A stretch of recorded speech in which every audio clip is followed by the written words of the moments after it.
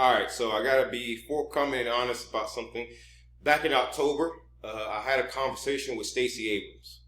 Stacy Abrams pretty much single-handedly guaranteed the Democrats the win in Georgia. Now, the reason why I talked with her and the reason why I traveled to 48 states in 6 months, the reason why I'm in Washington State, all the way from South Carolina, which pretty much outside of like Alaska, is probably the most northwestern point in the United States from South Carolina that you can go.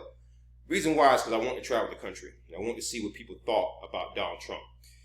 And the reason why I did that is because originally, earlier on this year, I was contacted by a senior staff attorney from the ACLU by the name of Twyla Carter. She's a senior staff attorney, and she contacted me about the Susan Chin case. Now, if you go and Google it, it's Susan Chin CPS. I'll leave a link down below so that you can go and see it. Basically, Susan Chin was a person, and I'm just explaining how I got in contact with Stacy Abrams. Again, when you do favors for people, when you actually do the right thing, and when you take an interest in justice, people talk. Okay, people spread your name, and a senior staff attorney, that's a pretty big name. And if you go on Twitter right now, she actually follows me. So she follows the Devil's Advocate account, Twyla Carter, and you see it for yourself. Now, so I took up the Susan Chin case. Susan Chin was a Chinese immigrant who barely speaks English, and when she went to CPS, she got arrested. I want to say in 2018, 2019. And she was arrested because her children were underweight based on a diet that a doctor in Oregon had given them, and then she was arrested, and all the charges were actually dropped. Twyla Carter was a public defender at that time. She wasn't a senior staff attorney with the ACLU. She was a public defender who saw that Susan Chin, who barely spoke English, had no legal representation for a criminal case, which is unconstitutional. She wasn't even offered that. And even if you say that, well, she was offered that, she doesn't speak English, so she probably doesn't understand that. And given the Asian population in Washington State, you would think that wouldn't occur. Well, Susan Chin has been missing since January of this year, and I specialize in finding things that are really hard to find.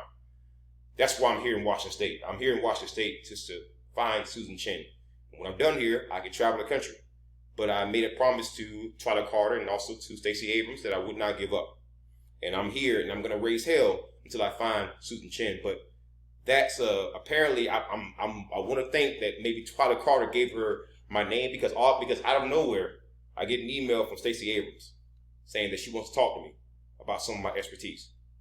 And so she asked me essentially during the first conversation. I didn't really give her a chance to even get a word in because again, when I talk fast, and so most people who interact with me, they will tell you that as soon as you answer the phone, I'll just start going, Pew! I'll start talking like freaking, the Roadrunner, like 1,000 miles a minute. Like the way I talk in a video, the way I started in like a YouTube video, is the exact same way I am in real life. This is basically why so many people find me to be authentic, because I'm the exact same way on video as I am in person.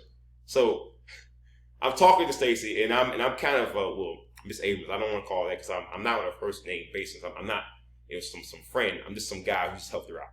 Okay.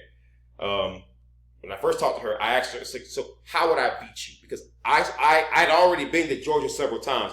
I already knew that Stacy Abrams was just on a roll, baby. I mean, they had people showing up to every black barbershop, every beauty parlor, every nail salon. I mean, every corner store. They were like ninjas. They were popping up everywhere, and they were registering people to vote left and right. And they're all legal voters now. Just that she registered over 1 million new voters. So I was asking, how would I beat you? Because I already knew Joe Biden was going to win. I told you that the day before the election. So I actually asked her, I said, how would I beat you? And so so basically she started giving me some of the things that the black voters were talking about. And then she asked me the exact same question. She says, so going forward, how would I beat you? And so I started mentioning some of the things that some of the anti-SJW YouTubers were talking about, some of the political ones, some things that people felt about the left. And so she understood that. And then we got into some of the family court stuff. We got into some of the retaliation that myself and Brenda Bryant, several other people have been experiencing. And the one thing that Stacy Abrams told me is that I can't interfere with. She basically she said that, you know, Mr. McNeil, I can't interfere in your family court case. However, what I can do is that every factor that you mentioned, the using the drugs against you, the retaliation, the retaliation against journalists, the retaliation against veterans, the fact that you were served court papers on Memorial Day as a combat veteran rated at 100%. Those sort of things, that I can fix. And so all my concerns were given to the Biden and Harris administration, which is one of the reasons why I put out that video saying they're going to target family court, and I'm the reason why. See, I'm not as unknown as some people think that I am. If you go to the U.S. Press Association, in fact, on the screen here, I'm just going to show you. There is the reason why my state takes coronavirus a little bit more seriously is because of me. Because basically, I scared them into doing it. I wrote an article earlier in the year. I'm talking about like February, March, like time frame, before the lockdowns, before all the civil unrest, everything. I mean, all the crazy stuff.